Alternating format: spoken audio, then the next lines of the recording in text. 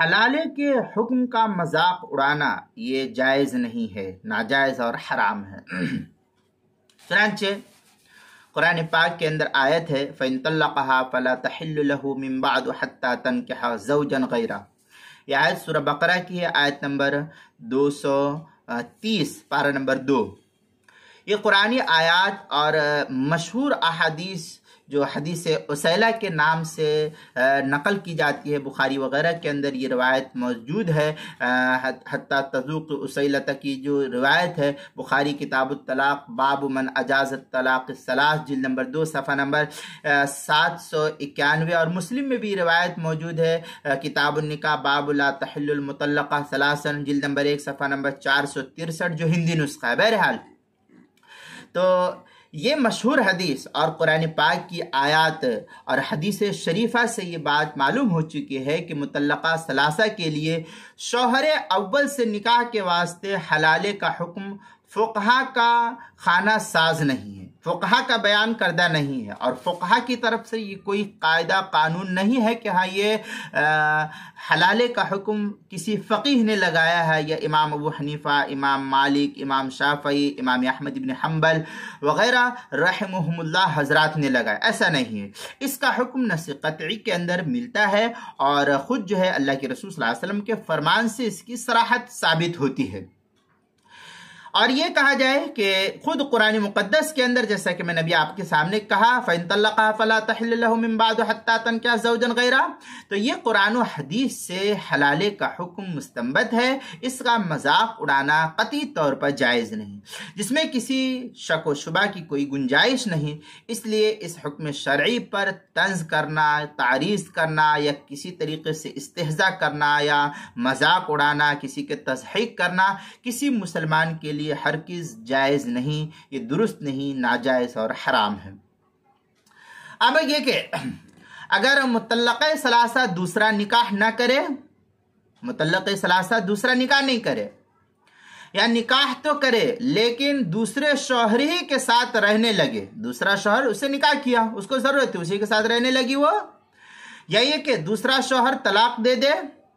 پھر بھی شوہر اول اس کو اپنے نکاح میں نہ لے، پھر بھی دوسرا شوہر اول اس کو اپنے نکاح میں نہ لے،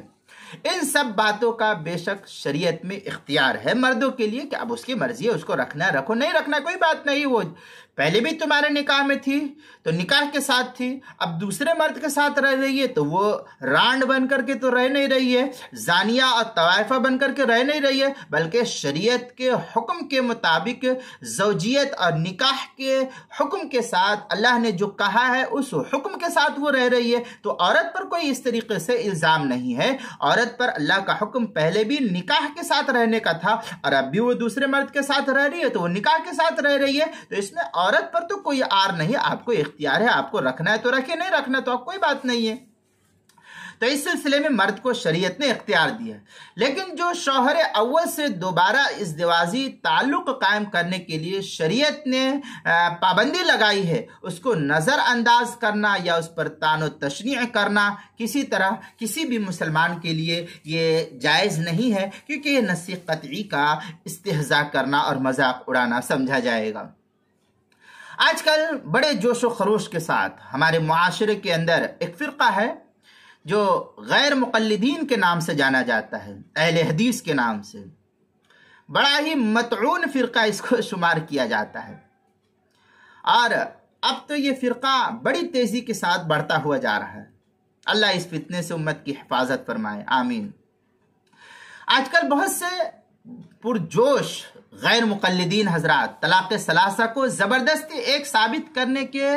زعم میں حلالے کے حکم کا بے دریغ مذاق اڑاتے ہیں، انہیں اللہ اس کے رسول کا خوف نہیں ہوتا ہے اس سلسلے میں، اور مختلف انداز سے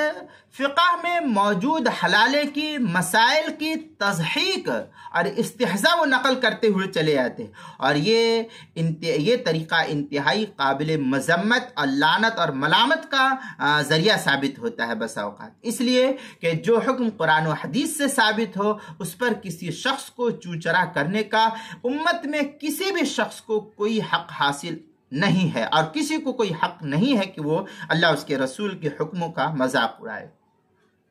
چنانچہ مجمع الانہر کے اندر ایک عبارت ملتی ہے وَمَنْ اِسْتَخَفَّ بِسُنَّةٍ أَوْ حَدِيثٍ مِنْ أَحَادِيثِ عَلَيْهِ الصَّلَاةُ وَالسَّلَامُ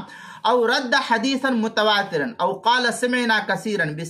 بطريق الاستخفاف كفر۔ اس طریقے کی عبارت ملتی ہے مجمع الانہر کتاب السیر والجہاد باب المرتد ثم ان الفاظ الكفر انواع، جلد نمبر 2 صفحہ نمبر 506، جو مکتبہ فقیہ الامت دیوبند سے چھپا ہوا نسخہ ہے۔ اس کے اندر فتح القدیر کے اندر ہے الا يحل لمسلم رآه ان ينقله فضلا او ان يعتبره لان في نقله اشاع۔ اس طریقے کی عبارت جو ہے کافی تفصیل کے ساتھ فتح القدیر کتاب الطلاق فصل فيما تحل به المطلقہ، جلد نمبر 4 صفحہ نمبر 158، جو زکریا بک ڈپو دیوبند کا ہندی نسخہ ہے، اس کے اندر اس کو نقل کیا ہے، اور کتاب المسائل کی 5ویں جلد صفحہ 186 پر بھی اس کو نقل کیا گیا ہے، وہاں بھی دیکھا جا سکتا ہے۔